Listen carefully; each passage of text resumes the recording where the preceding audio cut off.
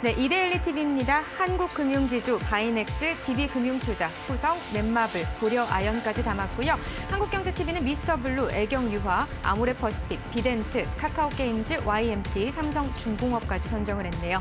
매일경제TV, BMT, 삼강 MNT, 기아차, S&T모티브, 위즈윅 스튜디오, 그리고 DNC미디어, NPC 키스트까지 선정을 한 모습이고요.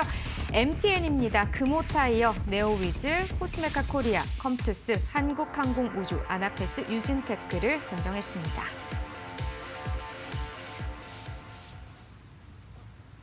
네, 오늘의 관심주들 좀 전반적으로 어떻게 포진됐다고 보시나요? 네, 뭐 각 언론사별로 일단은 지금 흐름 자체는 딱히 어떤 테마를 집중하기보다는 약간 실적 장세가 아직 진행되다 보니까 실적 기대감들 종목군이라든지 또 좀 이제 지난주에 지수가 많이 반등을 했는데 좀 거기에 대비해서 덜 오른 종목군들 중심으로 해가지고 그 언론사별로 좀 관심을 두고 있지 않나 생각하고 있습니다.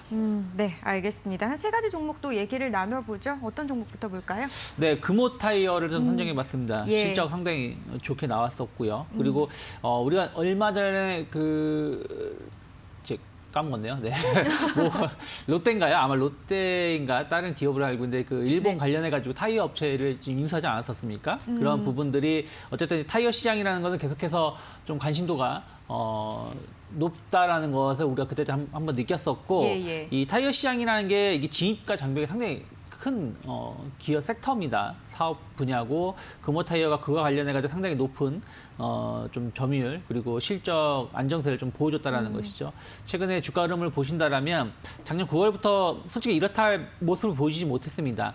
한 3,000원에서 3,500원에서 4,000원 사이에서 주가 행보세를 보여줬는데 이제는 다시 한번 고점 좀 돌파시키려고 하고 있는 위치에 놓여 있기 때문에 올해 실적에 대한 기대감들 특히 국내 완성차 업체들은 상당히 좋은 실적을 보여줬었기 때문에 저는 꼭 해외 차량이 아니라고 하더라도 국내 시장의 성장성 자체가 타이어주들에 대해 성장을 매출을 좀 안정적으로 좀 불러일으킬 수 있고 그리고 교체 타이어 이런 것도 본다라면 전 상당히 의미 있는 올해가 될 수 있다 생각하고 있기 때문에 뭐 현재가 고점 돌파에 대한 기대감으로 매수 충분히 가능하다 생각하고 있고요.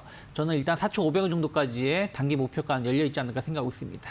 알겠습니다. 지금 금호타이어 2%대 강세 흐름 나타내고 있는 상황이고 지금 CJ 대한통운이 지금 실적이 나왔습니다. 어쨌든 역대 최고 실적으로 지금 기록이 되고 있는 상황이네요. 네, 참고해 보시기를 바라겠고요.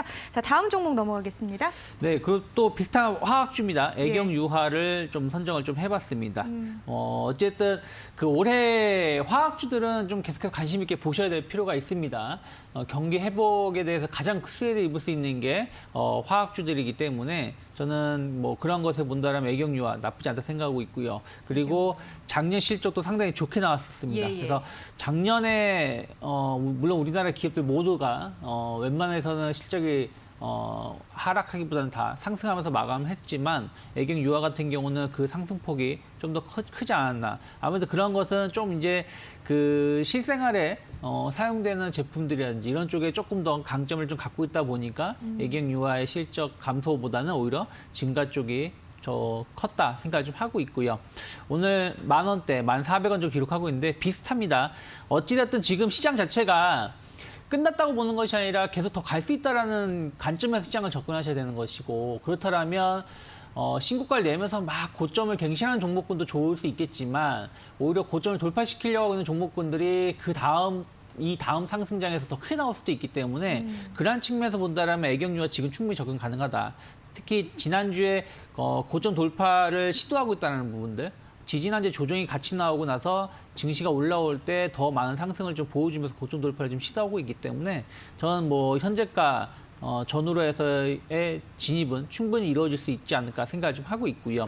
만약 고점 돌파가 이루어져서 상승세가 나온다라면 시작점에서 한 30% 목표가 열어놓는다라면 저는 13,000원 정도까지는 열려 있지 않을까 생각하고 있습니다. 13,000원까지 손절 라인은 어느 정도로 잡아볼까요? 그러면? 뭐 이런 종목은 솔직히 손절 가격이 큰 의미는 없습니다만은 만약에 손절 자리를 잡는다라면 9,000원을 크게 이탈하지 않는다라면 어찌되었든 지난 11월부터 옆으로 행보하면서 지지가 됐던 자리가 9,000원 자리이기 때문에 9,000원을 크게 이탈하지 않는다라면 저는 오히려 좀 비중을 좀 확대하면서 분할 매수 관점으로 접근해 볼 수 있지 않을까 생각없습니다. 그럼 신규 매수도 가능하고 보유자 관점에서도 지금 전략이 유효하다 이렇게 보시는 거네요. 네, 그렇게 보고 있습니다. 알겠습니다. 1차 목표가는 13,000원, 손절라인 9,000원 선으로 일단 잡아주셨습니다. 애경 유화 봤고요. 다음 종목은 어떤 종목일까요?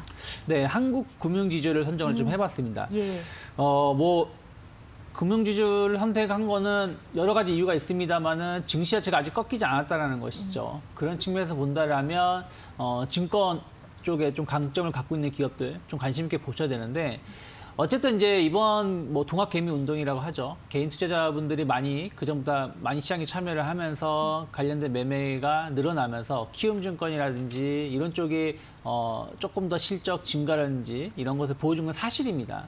하지만 시장이 계속해서 상승을 한다라면 개인 투자자들의 힘도 중요하겠지만 어쨌든 전체 큰 자금, 펀드 자금이라든지 이런 부분들에 대해서도 수익률이 상당히 좋아질 수가 있고 이런 쪽의 자금이 또 강하게 들어올 수가 있다는 것이죠. 그럼 한국금융지주 같은 경우는 그런 부분들에 대해서 상당히 강점을 가지고 있기 때문에 또 경기가 회복을 하는 부분들에 대해서 한국금융지주는 여러 가지 사업을 하고 있죠. 부동산 PF도 하고 있고 저축은행 관련된 사업도 있고 펀드 혹은 개인 투자자들 트레이딩 부분 이런 여러 가지 사업 부분을 하고 있는데 경기가 회복된다면 이런 금융 지주사들의 실적은 상당히 가파르게 좋아질 것입니다. 그런 것들이 저는 주가에 아직 반영이 되지 않았다 생각하고 있고요. 또 하나가 한국금융지주 항상 말하는 것이 카카오뱅크죠. 예. 카카오뱅크의 지분 가치 그것을 어떻게 평가하냐 다르겠지만 가장 낮게 평가를 한다고 하더라도 현재 시가총액은 상당히 싸다라는 것이죠. 카카오뱅크의 그 지분 가치만 따진다고 하더라도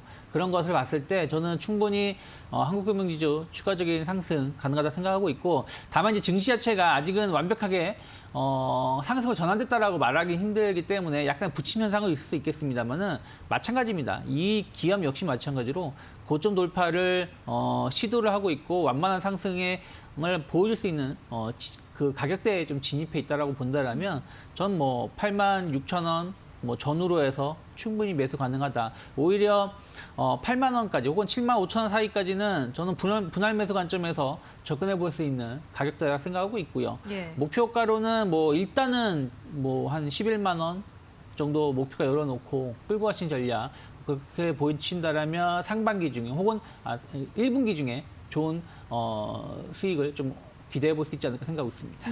지금 86,000원 선인데 10만 원 이상까지도 넘어갈 수 있다 이렇게 보고 계시는 측면이네요.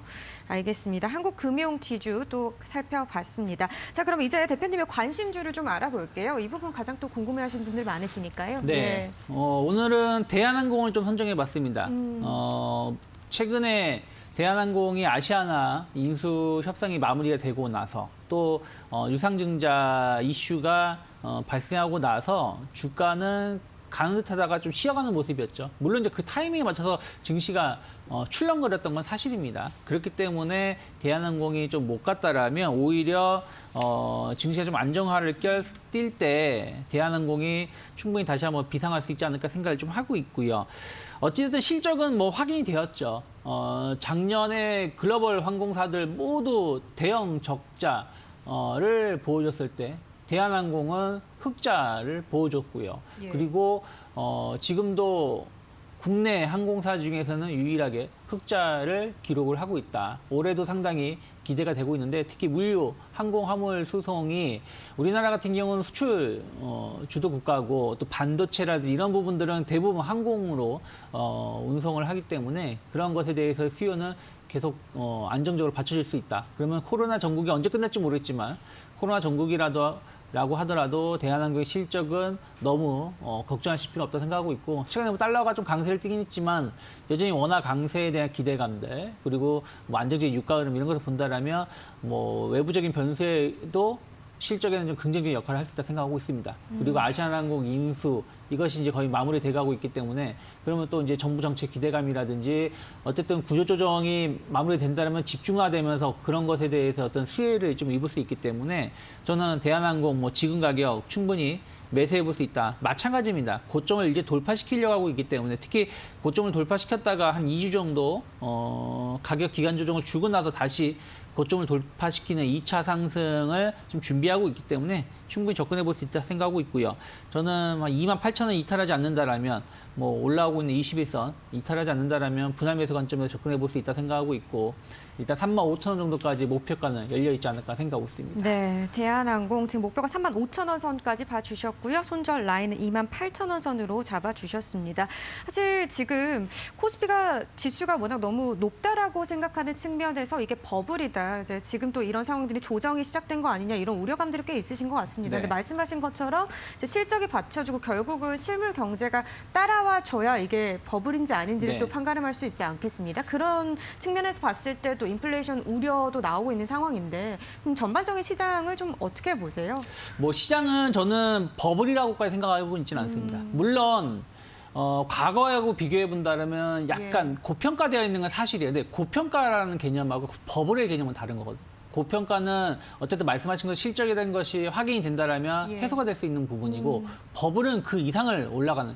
저는 극단적으로 표현하자면 테슬라 같은 버블이다 생각하고 있습니다. 그러니까 그런 거 좀 다르다고 보시면 될 것 같아요. 그래서 약간 고평가 있는 건 맞지만 이것은 시간이 지나면 해소가 될 수 있다. 그러면 조정은 나오고 지금 조정 장세라 보시면 될 것 같아요. 이 조정이라는 게 꼭 가격이 10만 원 하던 주식이 8만 원, 뭐 9만 원 하락해지 조정이 아니라 10만 원 하던 주식이 계속 10만 원에 머문 것도 기간 조정입니다. 그런 것을 봤을 때 증시는 기간 조정을 좀 보여주고 있는 것이고 이러한 기간 조정이 지금 1월 중순부터 본다라면 한 달 정도 진행이 된 것이고 저는 한 2월 말까지는 조금 더 기간 조정 가능성이 높다 생각하고 있고 그 이후에는 다시 한번 재차 상승할 수 있다 생각하고 있습니다. 그러면 증시 자체가 기간 조정일 때 오히려 투자자분들이 손실이 많이 나올 수 있기 때문에 내동매매 하시기보다는 조금 현금 비중을 확보해 놓고 어느 정도 지지선이 확보가 됐을 때 혹은 시장이 명확한 시그널이 나왔을 때 그때 주식 비중 확대하시면 상당히 좋은 결과 볼 수 있다. 저는 올해 연말 증시를 뭐 틀릴 수도 있겠지만 한 3,500, 3,700 정도까지 생각하고 있습니다. 그러면 지금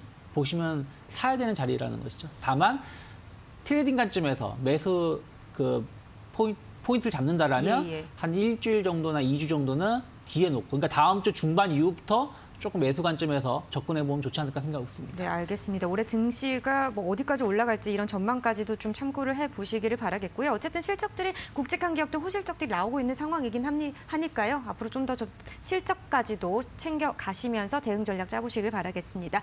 알겠습니다. 오늘 말씀 여기까지 듣겠습니다. 고맙습니다. 고맙습니다.